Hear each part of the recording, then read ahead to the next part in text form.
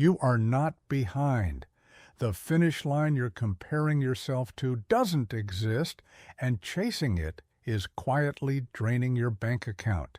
You scroll for 10 minutes and see someone your age with a paid-off car, a house, a savings account with 5 figures in it. Then you look at your own account and feel sick. You think, I should be further along by now. I'm 31, I should have this figured out. That feeling isn't motivating you. It's making you spend money you don't have, trying to catch up to a timeline nobody actually agreed to. You buy the nicer apartment you can't afford because it feels like where you should be. You put a vacation on a credit card because everyone else seems to be living and you're tired of watching from the sidelines. The comparison isn't just painful, it's expensive. I've broken down hundreds of successful financial timelines people post online. And here's what almost nobody tells you. Most of them are missing a parent's down payment, a dual income, or debt they never mention. The math almost never adds up the way it looks. Let's start with the biggest lie hiding in your feed, that everyone your age is on the same starting line.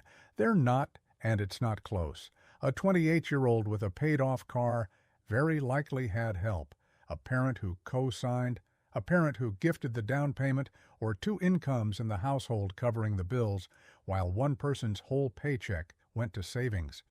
Compare that to someone starting with student debt, no family safety net, and a single income covering rent. And you're not looking at 2 people with different discipline. You're looking at 2 completely different starting lines. Your takeaway: stop comparing your Chapter 1 to someone else's Chapter 5, and stop comparing your solo race to someone running as a 2-person team. Here's the part most people miss. Behind isn't a real financial term. It's a marketing term. Financial content is designed to make you feel urgency, because urgency makes you click, buy the course, download the app, sign up for the program. A video that says you should have 3 months of expenses saved by 25 isn't a fact. It's a benchmark someone invented to grab your attention.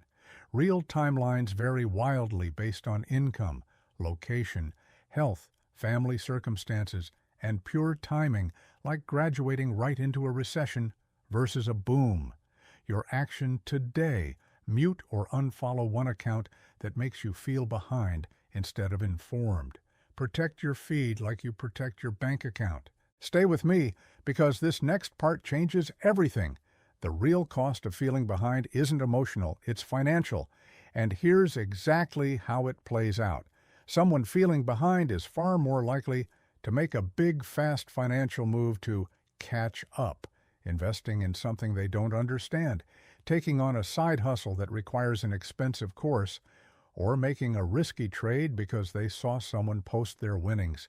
Panic-driven financial decisions cost real money. A single bad catch-up investment can wipe out more progress in 1 week than years of steady, boring saving. Your takeaway: the moment you feel the urge to make a big money move because you feel behind, wait 72 hours. Urgency is the enemy of good financial decisions every single time. Now here's something almost nobody tells you, and it's going to feel like permission you didn't know you needed. You're allowed to build wealth slowly. Slow isn't the same as failing. If you're saving $50 a month right now, that's not nothing.